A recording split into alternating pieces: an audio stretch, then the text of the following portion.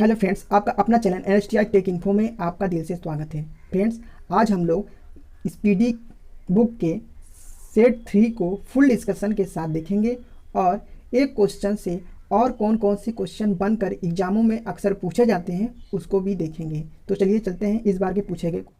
तो question number 1 जो कि इस बार की रेलवे एग्जाम में पूछा गया था फ्रेंड्स, किसी भी समान समूह में मौजूद तत्वों की संयोजी इलेक्ट्रॉनों की संख्या एक समान होती हैं।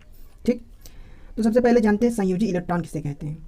किसी तत्व का परमाणु के बाह्यतम कक्षा में उपस्थित इलेक्ट्रॉनों की संख्या को संयोजी इलेक्ट्रॉन कहते हैं। ठीक, ये नाभिक होता है और ये हमारा कक्षा होता है। तो इसी बाह्यतम कक्षा में उपस्थित इलेक्ट्रॉनों की संख्या को हम लोग क्या कहते हैं, संयोजी इलेक्ट्रॉन कहते हैं। ठीक, आवर्त सारणी में अगर देखा जाए तो आप अगर हाइड्रोजन परिवार के तत्व देखेंगे, तो पहला क्या होता है, हाइड्रोजन, हीलियम, लिथियम, उसके बाद सोडियम होता है फ्रेंड्स, सोडियम, पोटेशियम, रुबीडियम के बाद होता है इंस्टांसियम और फ्रांसियम। ठीक, तो ये जो हाइड्रोजन परिवार के जितने भी ये अब तत्व यहाँ पे दर्शाए गए हैं फ्रेंड्स, इनके बाहरी कक्षा में इलेक्ट्रॉनों की संख्या हमेशा एक होती है। ठीक, यही क्वेश्चन में कह रहा है। तो देख लेते हैं, हाइड्रोजन का क्या होता है, एक होता है। ठीक, लिथियम का क्या होता है, 3 होता है। तो 3 को कैसे लिखेंगे, एक, पहली कक्षा में कितना, 2 इलेक्ट्रॉन और बाहरी कक्षा में 1। सोडियम का कितना होता है, 11 होता है। ठीक, सोडियम 11 होता है, लिथियम 3 होता है, हाइड्रोजन 1 होता है।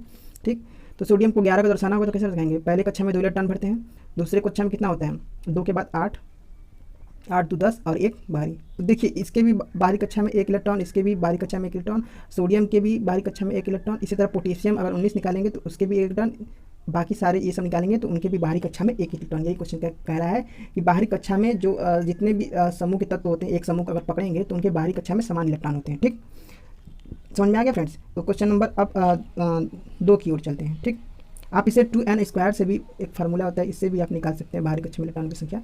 और एक चीज़ और बता देते हैं, पहले कक्षा में 2 भरा जाता है, दूसरे कक्षा में 2, 8, 18, 32 ये फार्मूला टाइप का होता है जिससे इलेक्ट्रॉन को भरे जाते हैं रूल के अनुसार। ठीक, चलिए अब क्वेश्चन नंबर 3 से देखते हैं, क्वेश्चन नंबर 2 को देखते हैं, उससे देखते हैं और रिलेटेड कौन कौन से क्वेश्चन पूछे जाते हैं। तो क्वेश्चन नंबर 2 जो है कि लाइट चैप्टर से पूछा गया है फ्रेंड्स, जब प्रकाश की किरण सघन माध्यम से विरल माध्यम में जाती है तो किरण की गति बढ़ जाती है और वह जो है कि अभिलंब से दूर झुक जाएगा। ठीक, तो ये जो फ्रेंड्स जो क्वेश्चन है ये प्रकाश के अपवर्तन नियम से लिया गया है, प्रकाश के अपवर्तन नियम से ये क्वेश्चन लिया गया है फ्रेंड्स। चलिए इसको डिटेल्स में देखते हैं क्योंकि लाइट चैप्टर से 1 या 2 क्वेश्चन आते ही आते हैं, चाहे कोई भी एग्जाम आप देख लीजिए। ठीक, चलिए इसको डिटेल्स में समझते हैं इमेज के साथ। तो फ्रेंड्स, प्रकाश का अपवर्तन, रिफ्लेक्शन ऑफ लाइट। ठीक, तो इसका परिभाषा हम लोग जानते होंगे कि जब प्रकाश एक माध्यम से दूसरे माध्यम में प्रवेश करता है तो वह अपने मार्ग से विचलित हो जाता है। इस घटना को प्रकाश का अपवर्तन कहते हैं। क्या, अपने मार्ग से विचलित होने की घटना प्रकाश का अपवर्तन कहलाता है।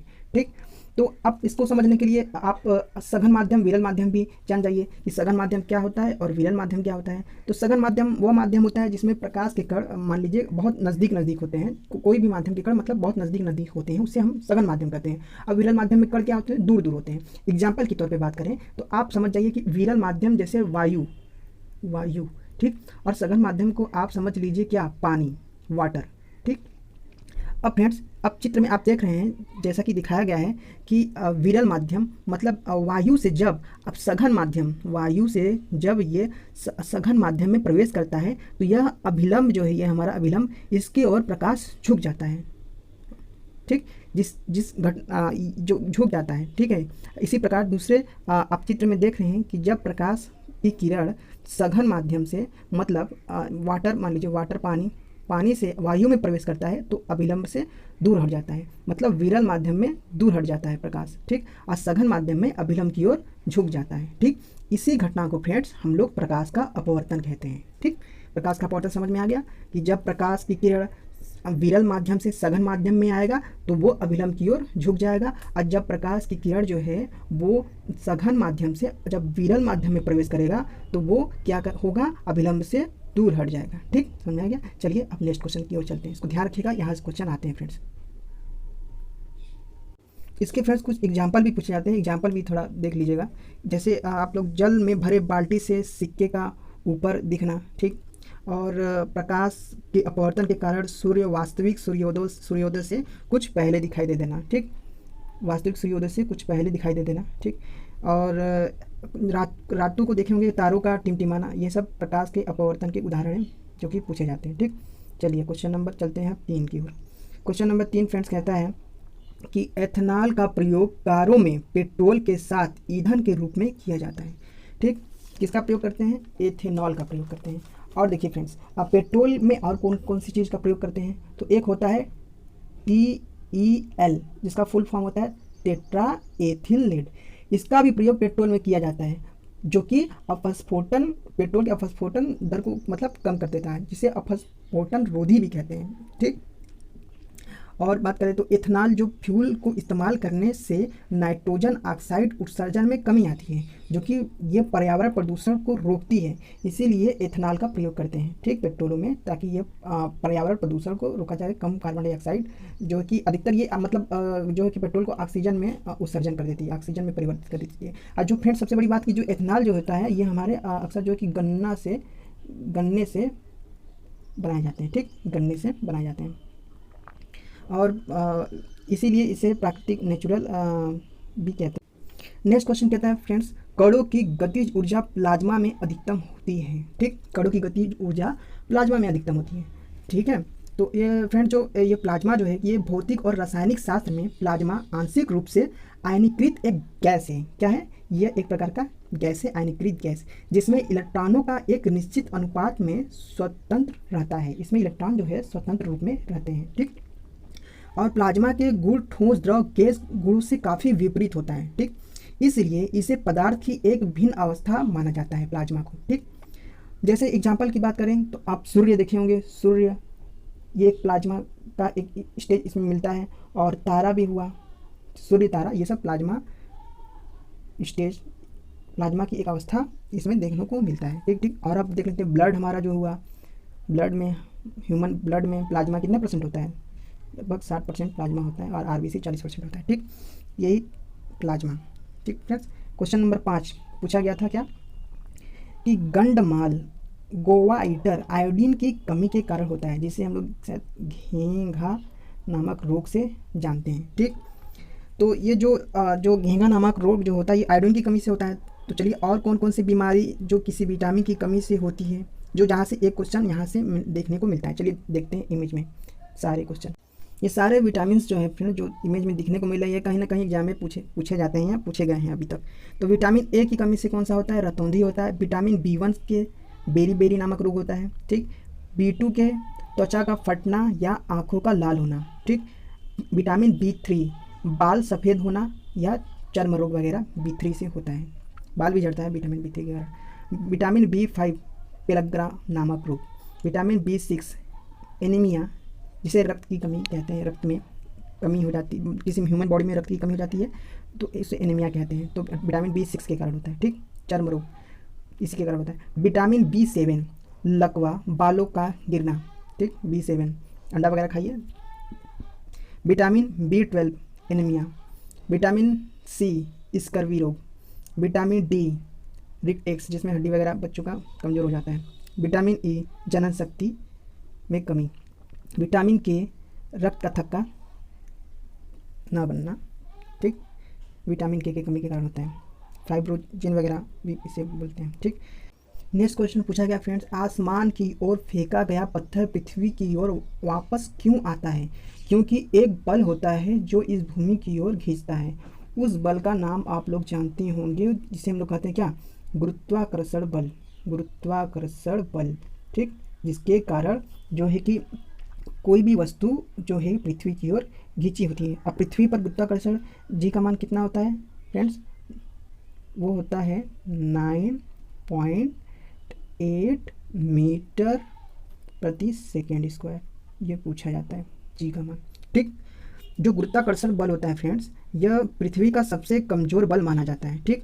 न्यूटन ने एक व्यंजक दिया था, क्या दिया था वो व्यंजक?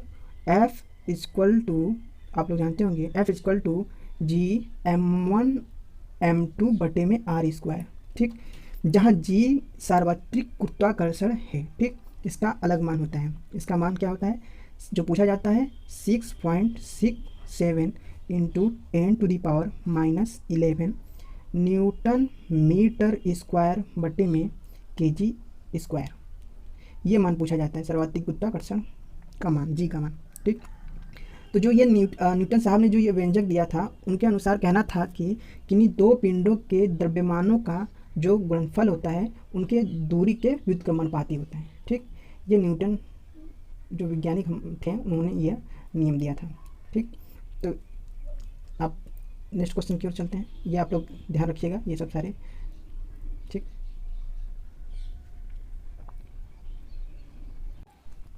नेक्स्ट क्वेश्चन है, फ्लोएम उत्तक पौधों के प्रकाश संश्लेषण हिस्सों में सामग्री के परिवहन में मदद करता है। ठीक, फ्लोएम देखिए फ्रेंड्स, हम बताते हैं फ्लोएम होता क्या है। जैसे ये आपका मान लीजिए एक छोटा सा पेड़ है। ठीक, तो फ्लोएम जो होता है, फ्लोएम ये एक प्रकार का ये ऐसा एक पौधों में पाया जाने वाला एक आप कह सकते हैं कि हार्मोन होता है, जो जिसका मुख्य काम जो होता है वो पौधों में निर्मित भोजन को पौधों के विभिन्न भागों में पहुंचाना होता है।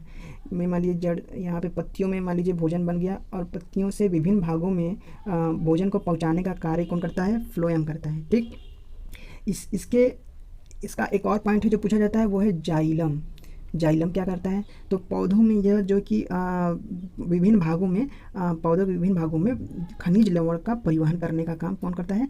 जाइलम करता है। ठीक, भोजन का कौन करेगा? तो फ्लोएम करेगा परिवहन, और जाइलम खनिज लवण जल वगैरह ले जाने का काम जाइलम करता है। ठीक, तो ये 2 पॉइंट याद रखिएगा।